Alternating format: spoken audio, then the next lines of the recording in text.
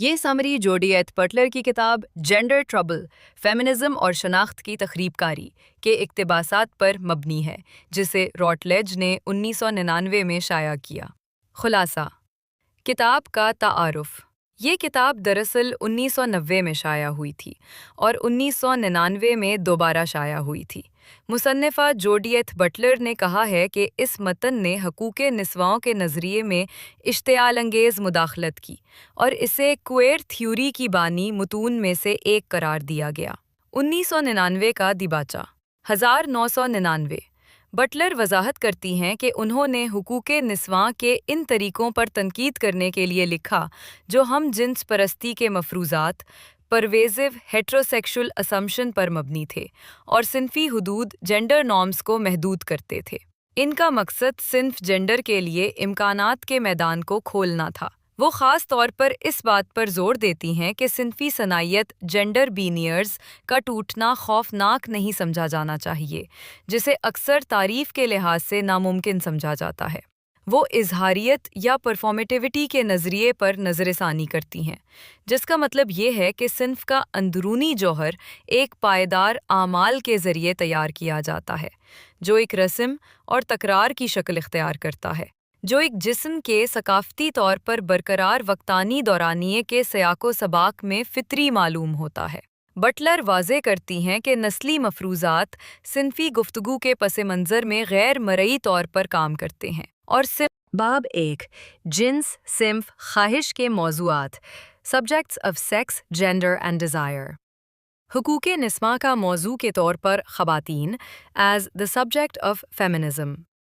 یہ سیکشن اس مفروضے پر تنقید کرتا ہے کہ خواتین ایک موجودہ شناخت ایگزسٹنگ آئیڈینٹی ہے جو حقوق نسواں کی سیاست کی نمائندگی کے لیے ایک مستحکم موضوع کے طور پر کام کرتی ہے۔ بٹلر فوکو کی پیروی کرتے ہوئے دلیل دیتی ہیں کہ قانون کے دائرہ اختیار کے طاقت کے نظام جوریڈیکل سسٹم آف پاور ان موضوعات کو تیار کرتے ہیں جن کی وہ نمائندگی کرنے کا دعویٰ کرتے ہیں، اور اس طرح حقوق نسواں کا موضوع بھی تقریری طور پر تشکیل شدہ ڈسکرسیولی کانسٹیٹیوٹڈ ہوتا ہے۔ وہ اس بات پر زور دیتی ہیں کہ خواتین کا زمرہ تاریخی اور ثقافتی سیاق و سباق میں غیر متواتر طور پر تشکیل پاتا ہے اور یہ نسل، طبقے اور جنسیت کے ساتھ ٹکراتا ہے۔ جنس، صنف، خواہش کا لازمی حکم The Compulsory Order of Sex, Gender and Desire۔ Butler جنس اور صنف کے درمیان بنیادی فرق سیکس جینڈر ڈسٹنکشن پر سوال اٹھاتی ہیں۔ اگر صنف کو جنس سے آزاد فن پارے، فری فلوٹنگ آرٹیفس کے طور پر دیکھا جائے تو مرد اور مذکر آسانی سے زنانہ جسم کی نشاندہی کر سکتے ہیں، اور اس کے برعکس وہ یہ نتیجہ اخذ کرتی ہیں کہ جنس کا تصور بھی ثقافتی طور پر تشکیل شدہ کلچرلی کنسٹرکٹڈ ہے اور صنفی زمرہ ہے۔ شناخت، جنس اور مادہ کا مابعد الطبیعات۔ بٹلر یہ تجویز کرتی ہیں کہ شخص کی داخلی مستقل مزاجی اور تسلسل ثقافتی طور پر قابل فہم ہونے کے اصول norms of cultural intelligence. Freud اور صنف کی افسردگی۔ Freud and the melancholia of gender۔ Butler دلیل دیتی ہیں کہ صنف کی شناخت افسردگی کا ایک ڈھانچہ میلنکولک سٹرکچر ہے جو ہم جنس پرستانہ خواہش ہوموسیکشول ڈیزائر کی تکلیف دہ تردید، ڈساواؤڈ لاس اور اندرونی کرن انٹرنلائزیشن کے نتیجے میں وجود میں آتی ہے جو جبری ہم جنس پرستی کی وجہ سے ممنوع ہے۔ ممانعت کو طاقت کے طور پر دوبارہ تشکیل دینا۔